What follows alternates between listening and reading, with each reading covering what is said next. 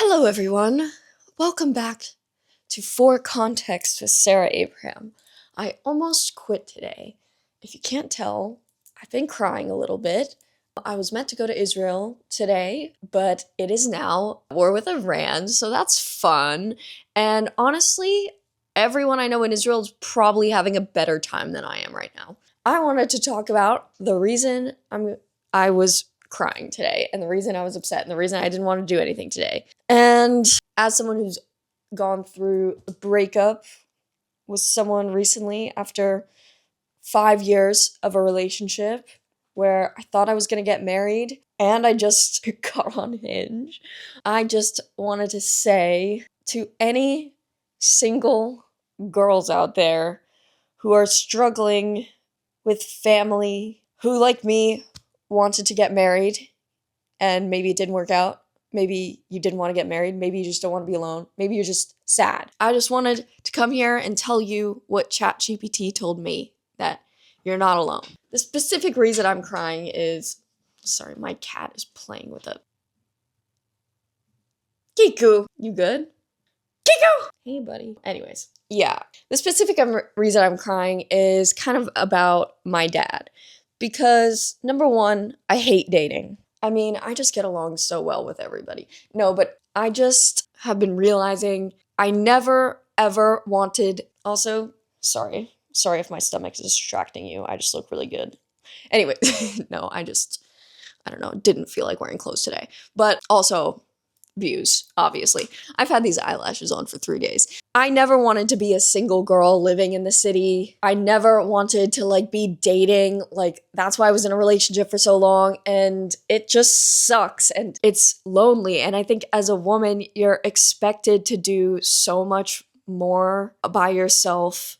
As a modern woman living in the city, there's so many of our kind of deep core needs and requirements that make us feel safe that are oh no, just, do it yourself, when it's we're not capable of doing it ourselves. I'm sorry to all the old school feminists, but I don't feel that, girl.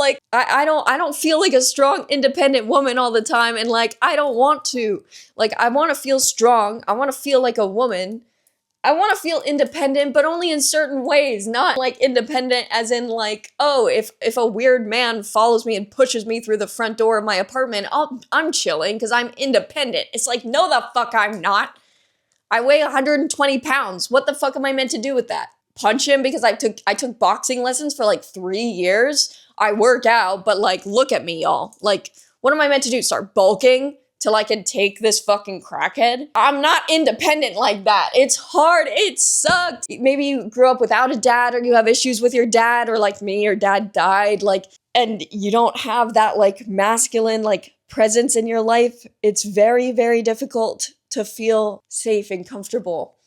And it's very difficult to kind of let intrusive thoughts into your head when it comes to dating and men that aren't healthy. In the past, I've had my fair share of intrusive thoughts and almost obsessions over guys who just were not interested in me. And I'm sure it's because a part of me was trying to fill that daddy issues. But I mean, and I love my dad. I had a great relationship with my dad, but he fucking died, bro. What am I meant to do with that? And I was too young, and he was very old. It's different from a self-esteem problem, because I think when people say daddy issues, they're talking about girls feel like they couldn't get their dads to love them. Because I have a different daddy issue than that. I know my dad loved me a lot, and he made me feel strong and powerful in myself. He made me feel self-confident. But, I think what people miss is that women, you need to feel like there's a masculine presence in your life that cares about you and that will protect you. Or else, what if a bear chases you? Because that's what your fucking nervous system, which everyone is obsessed with talking about now, is wired for. But all these woke bitches are we don't need men. I mean, also, I'm not talking about lesbians. Also, this is not every woman. This is just me and probably some other women who, have chronic, mysterious disorders that doctors aren't able to diagnose caused from stress. Because like we're meant to carry so much stress and there's no real men in our lives taking ownership of their responsibilities. So we carry the responsibilities of all of them. And it turns our ovaries into dust. Okay? It turns our thyroids into mush to worry about the responsibilities a man should be worrying about. So y'all gotta stop. But like if you stop, then I mean that's me right now. I'm alone in my apartment. You know, like I have a couple of hoes on my phone, but like, you know, I'm just like I'm missing my dad. I'm missing my dad's presence in my life. And I'm missing, like, I don't know, any male presence. I also struggle with my relationship with my brother. I'm like worrying about him when it's like he should be worrying about me. No one's worrying about the right people. No one. What's going on? I'm worrying about my mom. I'm worrying about my brother. My mom's not worrying about me. My mom's not worrying about my brother. My brother's not worrying about me. Someone should be worrying about me because, like, struggling, but I have to keep it together because I'm the fucking man of the family. Where my dick at?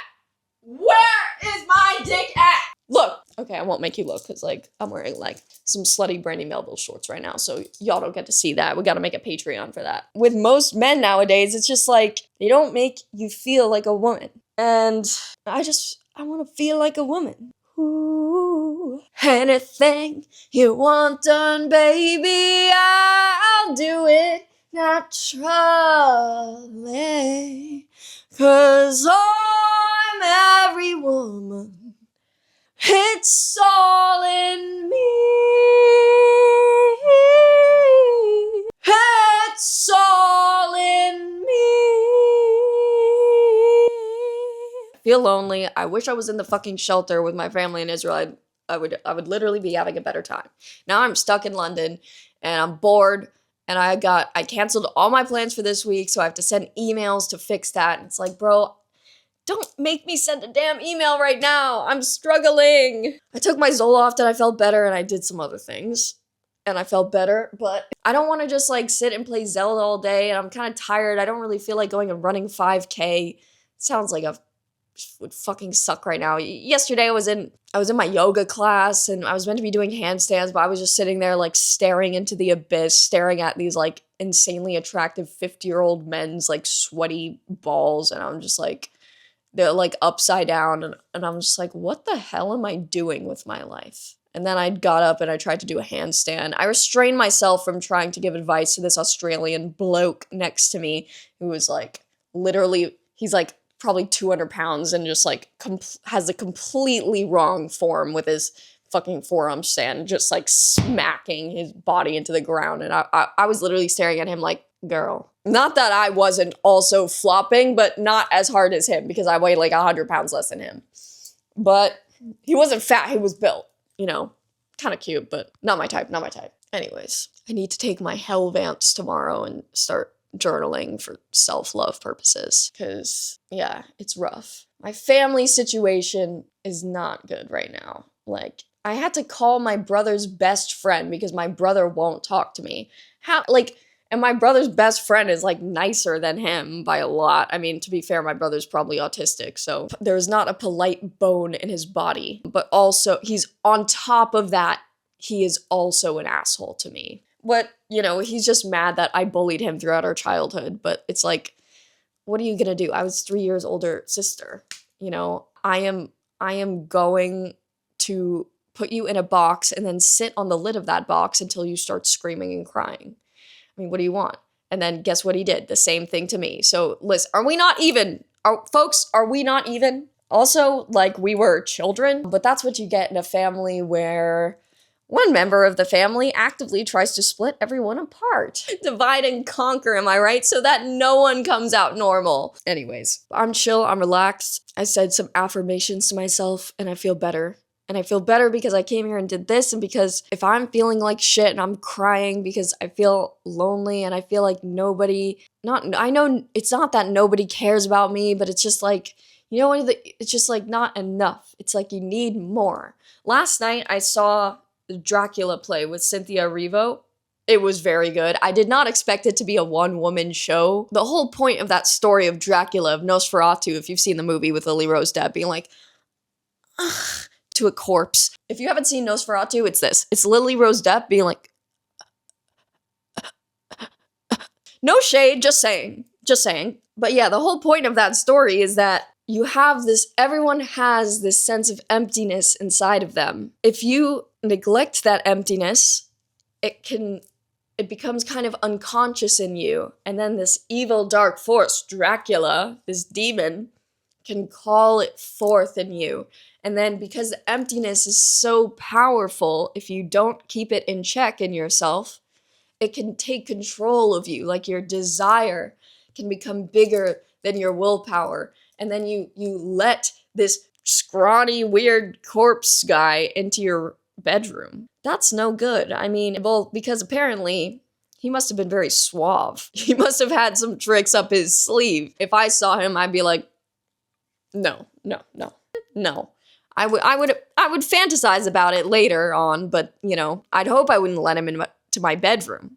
I mean, you know, we talk about no outside clothes in bed. I don't know. Maybe that's kind of hot for Lily Rose Depp. I mean, we know it is. Imagine picking off imagine the next day what Lily Rose Depp is doing. It's like, oh, there's some scabs in the bed, and she's like having to like scratch off like this scabby like fluid from Dracula in her bed. I don't know. So then she's probably like, oh, forever with this guy? Forever? He's gonna have to change the sheet. That's Nosferatu if everyone in it was Jewish. You're leaving your scabs all over the bed sheets. This is disgusting. Dracula, come here. You gotta change these sheets. Oh my god. I mean, if we're gonna get freaky, we should put down some plastic first. Like Jewish Nosferatu. You're just leaving your pus and scabs everywhere. Honey, you gotta take a shower. When's the last time you showered? If you have that emptiness in your soul, you can't just distract yourself 24/7. You can't just pretend it's not there. It will come back to haunt you one day. That's the story of Dracula. You have to be honest with yourself about what you want deep in your soul, because that's what makes you the most vulnerable. And if you don't look at it, it will control you. If you're like, no, that's not me. I'm too good to be like that. I would never do that, you know?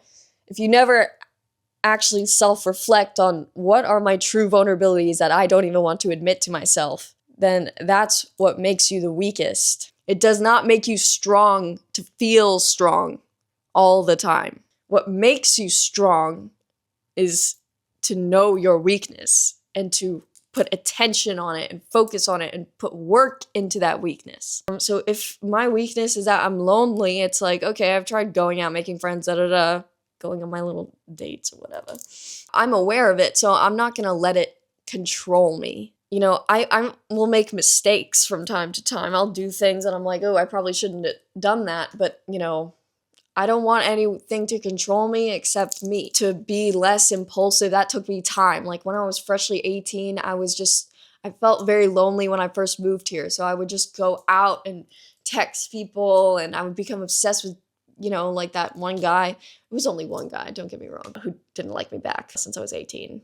To be fair, I mean, like, I was probably a little scary because I was like, you know, really struggling with like that feeling of loss. So when I felt like, oh, there's like a man in my life, I'm like, oh, let me put myself 100% into this. But, you know, it wasn't reciprocated because he was kind of an asshole. I think also there's just the thing about liking people who don't like you back.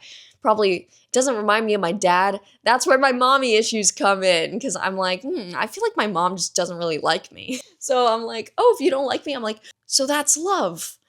God. Yeah, you gotta be aware of what's going on in you, and because it's very easy, like, to go through your life, you know, when you go through your normal routine day to day, you know, you don't have an opportunity to get in touch with your vulnerabilities a lot until it's too late. Until you do something that you're like, oh my God, I fucked my life up. Why would I have done that? That's so embarrassing. That's where the real work is meant to be done. That's when you have to, you know, say what you need to say to ChatGPT, and then it needs to tell you to take a breath and to love yourself, okay? And I'm gonna tell you to write some affirmations in the mirror and give yourself a break and to just, like, let yourself cry. And, you know, your life is there's probably some sadness that you're ignoring, and, you know, give yourself a hug with a blanket. That's what Chat told me to do. And, you know, make yourself feel held. Like, I'm held in this moment. I'm not alone. Put your hand on your heart. Be like, I'm not alone. You know, whatever shitty feeling you're feeling, I'm taking Zoloft for that. You're not alone. And go get on some fucking Zoloft, because holy shit, that helps. Okay, I think I will end it here. No Barbra Streisand for you all today. I'm sorry about that. I formally apologize for last episode. Okay. See y'all.